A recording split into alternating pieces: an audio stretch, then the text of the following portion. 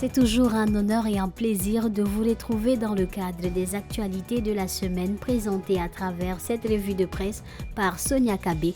Bonsoir et bienvenue mesdames et messieurs.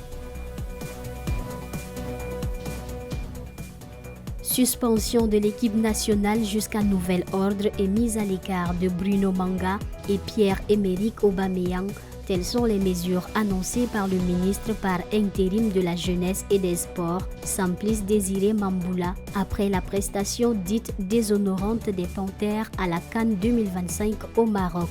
Éliminé dès la phase de groupe après 3 défaites en 3 matchs, le Gabon est déjà hors course pour la Coupe du Monde 2026 aux États-Unis. Le 26 décembre dernier, Israël a annoncé reconnaître officiellement le Somaliland comme État indépendant et souverain. Il devient ainsi le premier au monde à affirmer reconnaître ce pays. Une décision qui a suscité des vives réactions, la Somalie dénonçant une atteinte à sa souveraineté soutenue par plusieurs États et organisations régionales.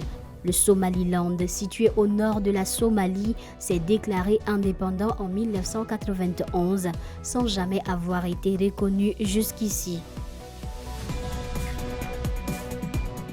86,72% des voix, c'est le pourcentage au premier tour des élections qui a donné place au second mandat au président guinéen, le général Mamadi Doumbouya, suite au scrutin du dimanche 28 décembre. À cet effet, il est critiqué pour avoir restreint les activités de l'opposition, interdit les manifestations et étouffé la liberté de la presse à l'approche et après les élections.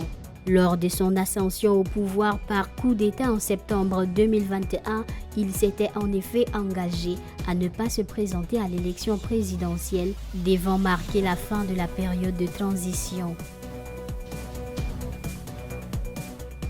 La République démocratique du Congo intègre le Conseil de sécurité de l'ONU aux côtés du Libéria, de la Somalie, du Bahreïn, de la Lettonie et de la Colombie en tant que membre non permanent pour la période de 2026 à 2027, plus de 30 ans après sa dernière participation. Une démarche préalablement concrétisée par son élection en juin 2025 aux États-Unis avec 183 voix sur 187 pour occuper l'un des sièges africains renouvelés au sein de l'instance onusienne.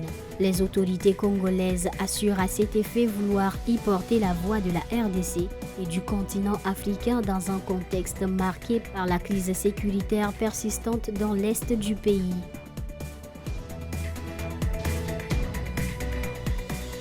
Mesdames, Messieurs, c'est ici que s'achève cette première édition de l'année 2026. Je vous donne rendez-vous la semaine prochaine pour bien plus d'autres informations africaines. D'ici là, portez-vous bien et bonne et heureuse année 2026.